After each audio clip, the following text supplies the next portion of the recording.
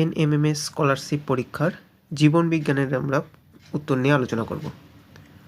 তো দেখো আমাদের প্রথম যে 39 নম্বর কোশ্চেনে বলছে প্রথম অ্যান্টিবায়োটিক কে আবিষ্কার, মানে প্রথম অ্যান্টিবায়োটিক যে আবিষ্কার হয়েছিল তার নাম কি? তার নাম হচ্ছে পেনিসিলিন, অপশান সি।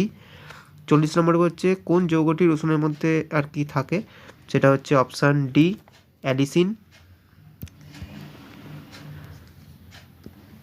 41 নম্বরে বলছে যক্ষা রোগ নিরাময়ের জন্য কোনটা ব্যবহার করা হয়, সেটা হচ্ছে ডটস। তারপর হচ্ছে নিউরোস্পোরা এক ধরনের কি?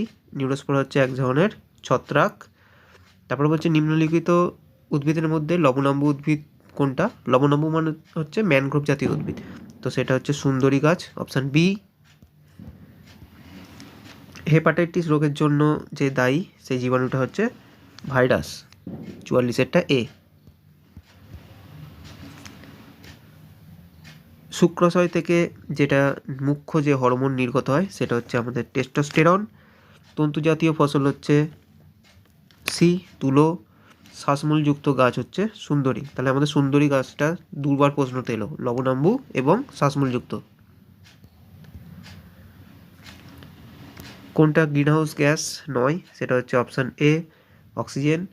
তারপর হচ্ছে ভাইরাস হচ্ছে এক ধরনের বাধ্যতামূলক পরজীবী, মানে হচ্ছে ভাইরাস আসলে পানির বাইরে জড় পদার্থ হিসেবে থাকে, পানির ভেতরে জীব হয়ে যায়, মানে জড় বস্তু থেকে জীব বস্তু হয়ে যায়, তো সেই জন্য বাধ্যতামূলক পরজীবী। আত্মরক্ষার জন্য কে কালি ছোড়ে, সেটা হলো অক্টোপাস।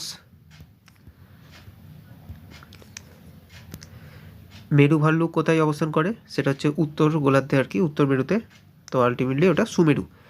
ঔষধি গুণের কারণে ঘৃতকুমারী তোমরা বাংলা নাম, ইংলিশ নাম তোমরা জানো অ্যালোভেরা, তো এটা হবে পাতা। একটি বিদেশি কার্ভের নাম জিজ্ঞেস করেছে, সেটা হলো সিলভার কাপ। আর কোন হরমোনটি রক্তে গ্লুকোজের মাত্রাকে নিয়ন্ত্রণ করে, সেটা হচ্ছে ইনসুলিন। তারপর বলা হচ্ছে লাস্ট কোয়েশ্চেন, থর মরুভূমিতে সবচেয়ে বড় পাখিটার নাম কি?